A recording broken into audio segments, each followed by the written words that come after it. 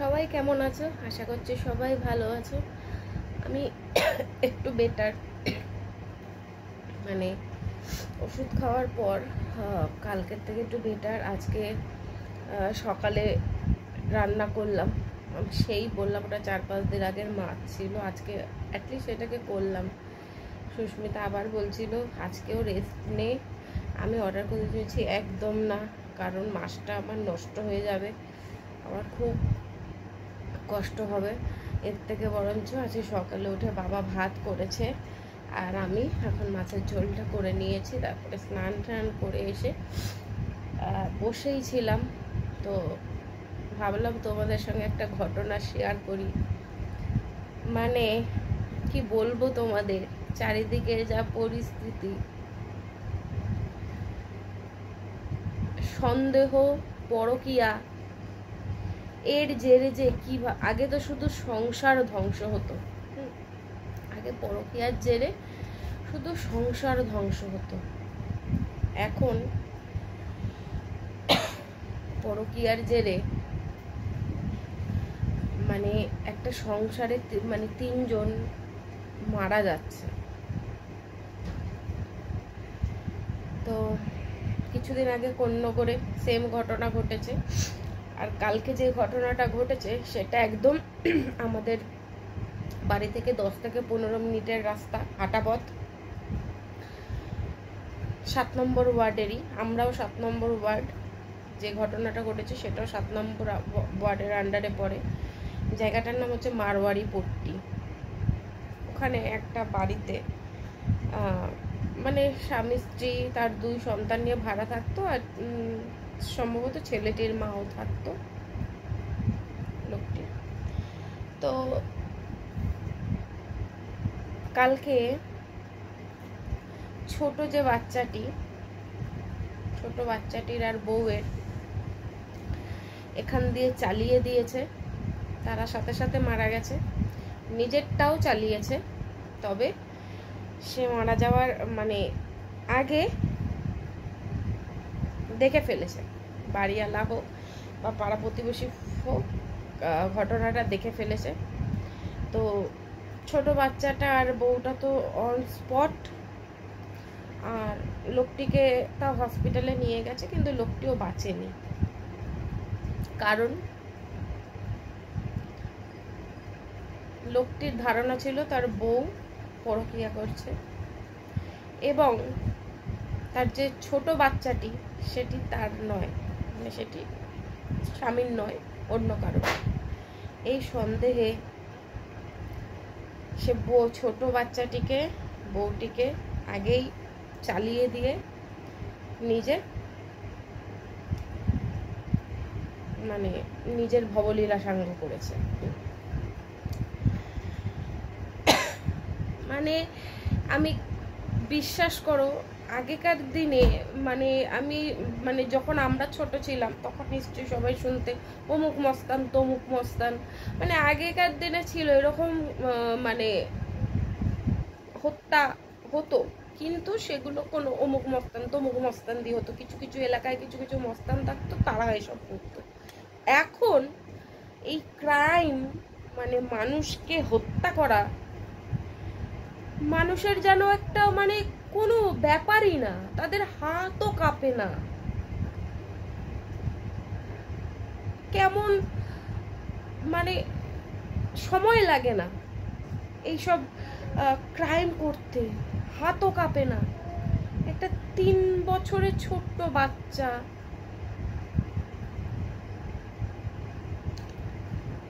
আরে মানে অনেক রাস্তা আছে। যদি আমার মনেই হয় যে আমি আমার প্রথমত তো বলি, এই যে পরকীয়া এত পরিমাণ বেড়ে গেছে, মহিলারাও যেরকম পুরুষগুলোও সেরকম। একটা মহিলা যদি ঠিক থাকে তাহলে কোনো পুরুষ তাকে নষ্ট করতে পারে না, একটা পুরুষ যদি ঠিক থাকে কোনো নারী তাকে নষ্ট করতে পারে না। সুতরাং উভয়ের মানে জন্যই সমাজে এই পরকীয়া এইভাবে বেড়ে গেছে। মানে বউকে ভালো লাগে না বাইরে একটা রাখতে হয়, আর বরকে ভালো লাগে না বাইরে একটা থাকতে হয়। এই করে করে কি হচ্ছে, এভাবে দিনের পর দিন মানুষের ক্রাইম করার প্রবণতা বেড়ে যাচ্ছে। কিছুদিন ধরেই তোমরা দেখছো সমাজে চলছে। এর আগে একটা দেখলে স্বামীটাকে মেরে জলের ড্রামের মধ্যে সিমেন্ট দিয়ে গেঁথে দিয়েছিল। ইদানিংও একটা চলছে, বিয়ের পর হানিমুনে গিয়ে স্বামীটাকে মেরে ফেললো বয়ফ্রেন্ডের সঙ্গে মিলে। আমার কথা, বিয়েটা করারই বা দরকার কি ছিল? বয়ফ্রেন্ডকে বিয়ে করলেই হয়ে যেত। মানে এরা কি সাইকো? মানে এদের সাইকোলজি কি কি রিজন? এগুলোর রিজনটা কি? এই যে আমাদের অনেকে বলেন আমাদের দেশের পরকীয়া বৈধ, আজকে এই কারণে, আজকে পরকীয়া বৈধ বলে আজকে আমাদের সমাজের এই অবস্থা।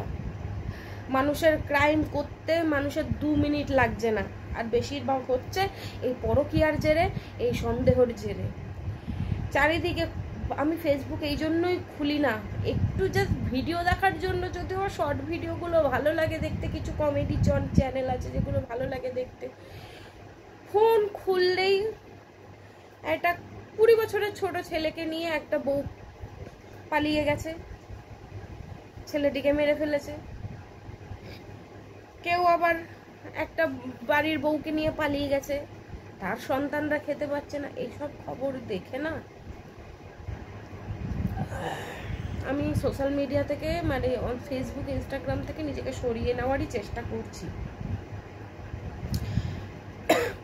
মানে এক তো পরকীয়াকে বৈধ, এই এটা কে দিয়েছে জানি না, কোন সংবিধানে দিয়েছে আমি জানি না। মানে এটা যে কত বড় মারাত্মক একটা ভুল। বিদেশে এগুলো জলবাদ, কিন্তু সেখানে কিন্তু এই ধরনের ক্রাইম কেউ করতে পারে না, এতটাই সেখানকার প্রশাসন ব্যবস্থা উন্নত। আমাদের দেশে এই ধরনের ক্রাইম নিজেই বউ বাচ্চাকে মেরে নিজেকে শেষ করে দিচ্ছে, অথচ এখানে সরকারের কোনো পদক্ষেপ নেই। কালকে কর্ণগড়ে হয়েছে, মানে কালকে বলতে কিছুদিন আগে কর্ণগড়ে হয়েছে, কালকে আমাদের এখানে হলো, কিছুদিন পরে আবার কোথাও হবে। এগুলোর তো কোনো সলিউশন নেই। এখন তো মানুষের কাছে এগুলো জলভাত হয়ে গেছে। কত রকম সলিউশন থাকে। আমার যদি সন্দেহ হয়ে থাকে আমি ডিভোর্স দিয়ে দিই, তাকে মেরে আমিও মরে যাব। কি সলিউশন? মানুষ আজকাল ক্রাইম করতে দ্বিতীয়বার ভাবে না। মানুষ ক্রাইম করতে দ্বিতীয়বার ভাবে না। বিশ্বাস করো, কারোর সংসারে বোঝা হয়ে, মানে কারোর দ্বিতীয় হয়ে থাকার থেকে, কারোর সংসার নষ্ট করার থেকে আমার মনে হয় আমি যে এই 5 জনের কথা শুনে 2টো বড় ডেকে নিই, তার থেকে না আমি এই যে কথা শুনেও আমি যে মানে এখনো সিঙ্গেল মাদার আছি না, আমি নিজেকে নিয়ে সত্যি মনে করি আমি খুব ভালো আছি। আমার মাথায় টেনশনটা নেই। হয়তো কালকে সকালটা আমি দেখতে পাবো না, হয়তো রাতের মধ্যেই আমাকে কিছু করে ফেলবে, হয়তো ওই সন্দেহের বশে আমার সন্তানটাকে কিছু করে ফেলবে, হয়তো। কারণ এখন অনেকে ধার দেনার জন্য এরকম করে। এর আগেও আমরা প্রচুর খবরে দেখেছি, ধার দেনায় জড়িয়ে গেছে, শোধ করতে পারছে না, এত টাকা লোন কি করবে, হয়তো ছেলে সন্তানকে বিষ খাইয়ে দিয়ে নিজেও ঝুলে পড়েছে। ঠিক আছে, মানে বুঝতে পারি না এখন যেন। আগে মানুষ বলতো জন্ম মৃত্যু বিয়ের দিনটাই নাকি ভগবান ঠিক করে, এখন তো মানে যেভাবে মুড়িমুড়কির মতন ক্রাইম হচ্ছে, যেভাবে মানুষ মানুষকে হত্যা করছে, কেউ ঝগড়া হলে মানে সম্পূর্ণ মুন্ডুটা ধরে কেটে নিয়ে ওপেন থানায় চলে যাচ্ছে, নিজেই গিয়ে সারেন্ডার করছে। মানে বললাম না, ক্রাইমটা এখন না জলভাত। কারণ আমাদের দেশের প্রশাসন ব্যবস্থা এতটাই অনুন্নত, এবং আমাদের দেশের পলিটিক্যাল পার্টিগুলো, পলিটিক্যাল নেতাগুলো এতটাই ছোট লোক, তারা নিজেদের পলিটিক্সটাকে শুধু নিজেদের স্বার্থে ইউজ করে। না দেশের আইন ব্যবস্থা নিয়ে কোনো উন্নতি আছে, না কোনো মানে দেশের পলিটিক্যালি কোনো উন্নতি আছে, কিচ্ছু নেই। কোনো মানুষের ছেলে মেয়ে উভয়, কোনো মানুষের কোনো জীবনের গ্যারেন্টি নেই। একটু ঝগড়াঝাটি হচ্ছে, একজন আর একজনকে শেষ করে দিচ্ছে। কত ইজি আজকালকার দিনে ক্রাইম করা।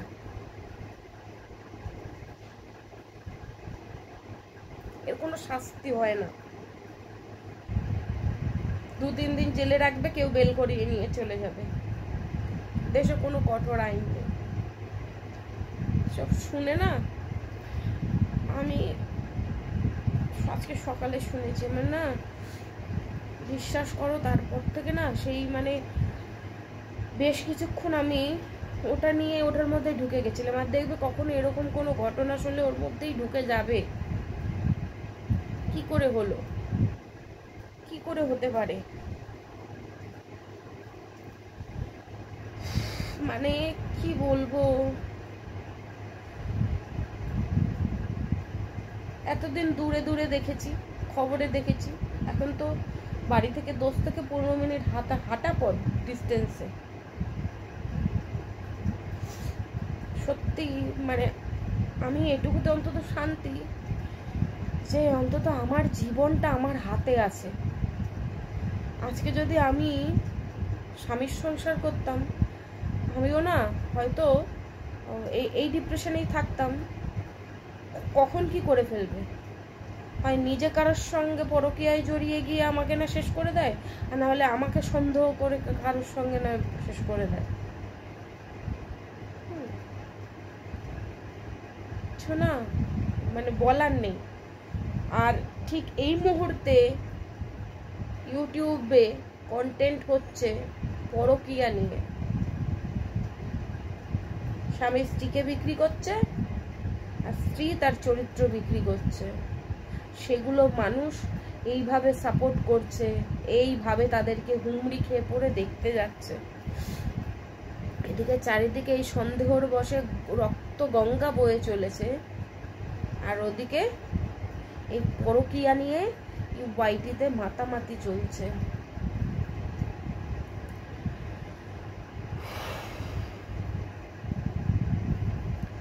সকাল থেকে বললাম না, এই ব্যাপারটা নিয়ে আমি ভেবে যাচ্ছি যে বাচ্চাটার 3 বছরের বাচ্চাটার কি দোষ ছিল। সে যার সন্তান হোক, সে যে এই কাণ্ডটি ঘটিয়েছে তার হোক বা অবৈধ হোক, যখন স্ত্রীকে মনে হচ্ছে যে আমার স্ত্রী এরকম ধরনের করছে, তখন স্ত্রীকে সাবধান করা যেত না?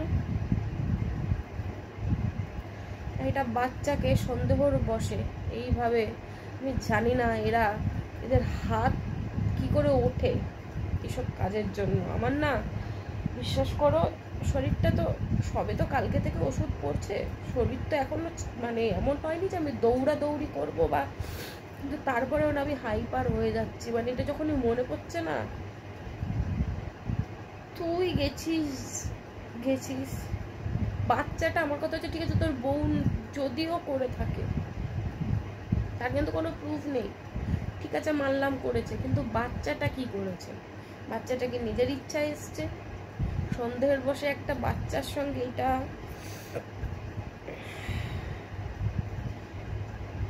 এই ভেবে ভেবে বিশ্বাস করো আমার আরো শরীর যেন ইয়ে করছে। এবার হয়তো তোমরা বলবে কেন ভাবছো, দেখবে এই যে আমি তোমাদেরকে ঘটনাটা বললাম, তোমরাও এটা নিয়ে চিন্তা করবে।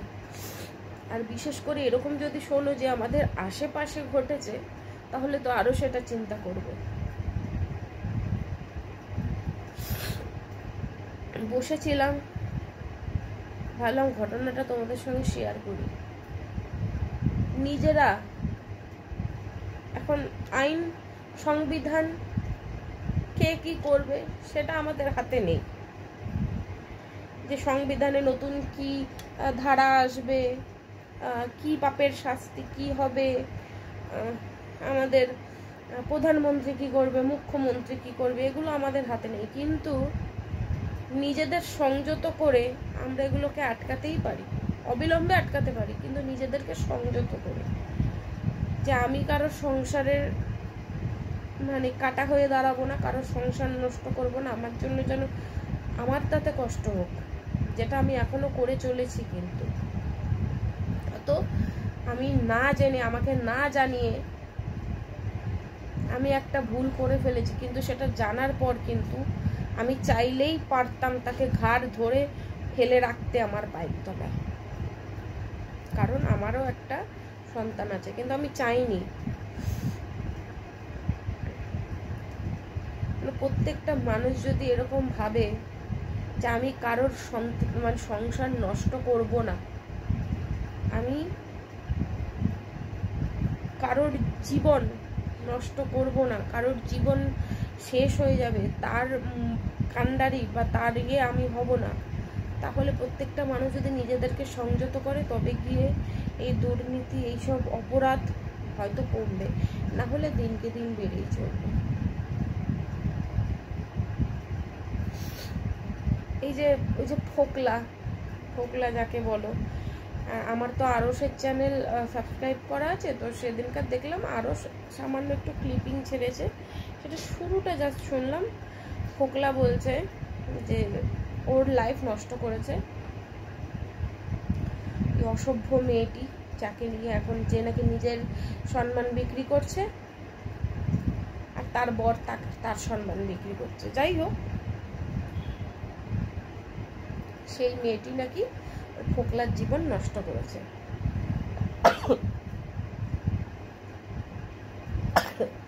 সরি, কৃষাণুর মায়ের কথা বলছি, তার নামে ব্লেম আসছে। এই যে ফোকলা, কি কচি বাচ্চা,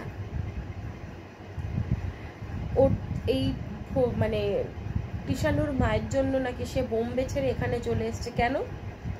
একটা বিবাহিত মেয়ে, তার একটা বাচ্চা আছে, তার জন্য কেন আমি সবকিছু ছেড়ে চলে আসবো? আমার কি দুনিয়ায় মেয়ে জুটবে না? অবশ্য ওর হয়তো জুটবে না, এতটাই জঘন্য, মানে কি বলবো, শুধু মুখটা যে জঘন্য তাই না, ক্যারেক্টারটাও জঘন্য।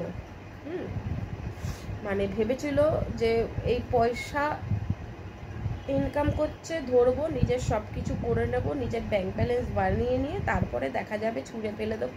কিন্তু এই মেয়েটি যে তার থেকেও বড় মানে দুকাটিয়া ওপরে চলে, সেটা বুঝতে পারেনি।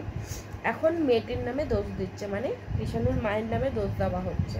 সে তো কি, সেটা সবাই জানে, কিন্তু এই যে এসে বলছে ফোকলা যে আমার জীবন নষ্ট করেছে, তোর জীবন কি বাড়ি থেকে ডেকে এনে নষ্ট করেছে? তুই নিজেকে সংযত রাখতে পারিসনি? ফেসবুকে বন্ধুত্ব হয়, কথা বলো, কথা অবধি রাখো, সেখানে প্রেম প্রীতি হয়ে যায় এক বাচ্চার মায়ের সঙ্গে।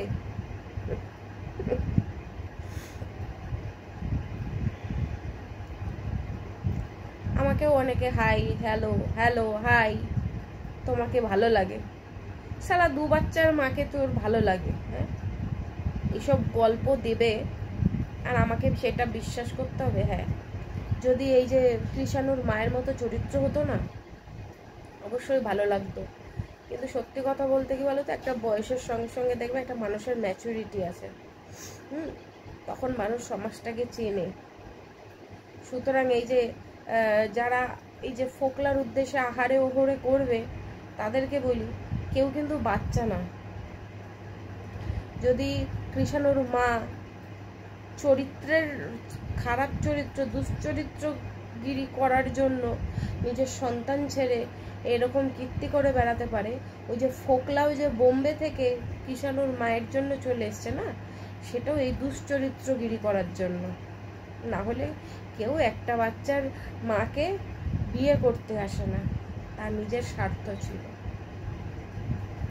আর এই জন্য এই করে করে আজকে সংসার ভাঙছে, আর কিছু কিছু মানুষ তো সেটাও ছাপিয়ে গিয়ে সোজা আইন নিজের হাতে তুলে নিচ্ছে, নিজের পরিবারকে শেষ করে দিচ্ছে, নিজেকে শেষ করে দিচ্ছে।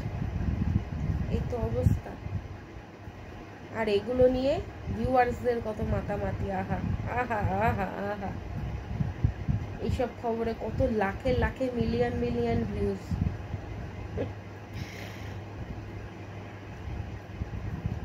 চলো, সবাই ভালো থেকো, সবাই সুস্থ থেকো। মনে হলো তোমাদের সঙ্গে কথাগুলো শেয়ার করি, তাই করলাম। জানি কোনো শিক্ষামূলক হয়তো কিছু তোমাদের ভিডিও দিতে পারলাম না বা শেখাতে পারলাম না, তবে এটুকুই বলবো, এখান থেকে যদি শিক্ষা নেওয়ার হয় তবে এইটুকুই, নিজেদেরকে সংযত করো। এক তো এরকম ধরনের নোংরা পরকীয়ার ভিডিও দেখা থেকে নিজেদের সংযত করো, আর এক যারা পরকীয়া করছে তারা এই পরকীয়া মানে মানে কি বলবো, নিজের স্বামী ছাড়া অন্য পুরুষের প্রতি আকর্ষণ, এগুলোকে সংযত করো। তাহলে গিয়ে যদি দুনিয়ায় এই ক্রাইম বা অপরাধ একটু কমে। সংবিধান, আইন এগুলো আমাদের হাতে নেই, কিন্তু আমাদের নিজেদের চরিত্র, আমাদের নিজেদের মন, আমাদের নিজেদের মানসিকতা আমাদের হাতে। চলো সবাই ভালো থেকো, সুস্থ থেকো। হ্যাঁ, আর পাচ্ছি না বসে থাকতে, আমি শোবো। সবাই সুস্থ থেকো, সবাই ভালো থেকো, টাটা বাই বাই।